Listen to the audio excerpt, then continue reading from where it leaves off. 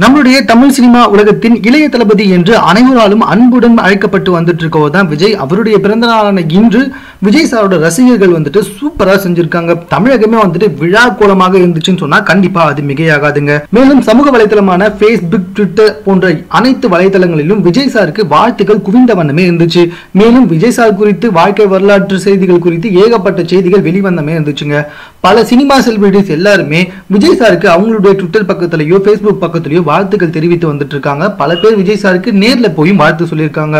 தற்சமயம் தமிழ் சினிமா உலகம் மட்டுமல்லாமல் இந்திய சினிமா வரலாற்றிலேயே விஜய் சாருக்கு வந்துட்டு பெயர் நிலைத்து நிற்கும் அப்படின்றது நம்ம எல்லாருக்குமே தெரிஞ்ச விஷயம் தான். ஆனா விஜய் சாரோட புகழ் வந்துட்டு நம் நாட்டையும் கடந்து ஜப்பான் வரைக்கும் பரவி இருக்கு அப்படின்றது தாங்க உண்மையான விஷயம்.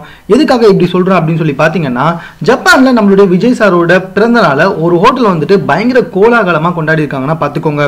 அதாவது இன்னைக்கு ஃபுல்லா அந்த ஹோட்டல்ல விஜய் சாரோட பாட்டுகள் குறித்த இசை தான் வந்துட்டு ஒளிபரப்பு செய்யப்பட்டுச்சான். அது மட்டும் இல்ல, இன்னைக்கு நைட் வந்துட்டு விஜய் சாரோட வெற்றி பாடல்கள் தான் அந்த ஹோட்டல் முழுக்க ஒளிபரப்பு செய்யப்பட்டது.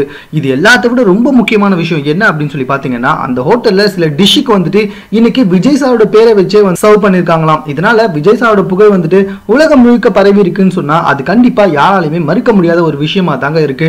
மேலும் இது போன்ற செய்திகளை உடனுக்குடன் தெரிந்து கொள்வதற்கு எங்களோட சேனல் சப்ஸ்கிரைப் பண்ணுங்க. இந்த வீடியோ பிடிச்சிருந்தா லைக் பண்ணுங்க. உங்க கமெண்ட் எது வந்தாலும் ஓகே, எங்க கூட ஷேர் பண்ணிக்கோங்க. தேங்க்யூ.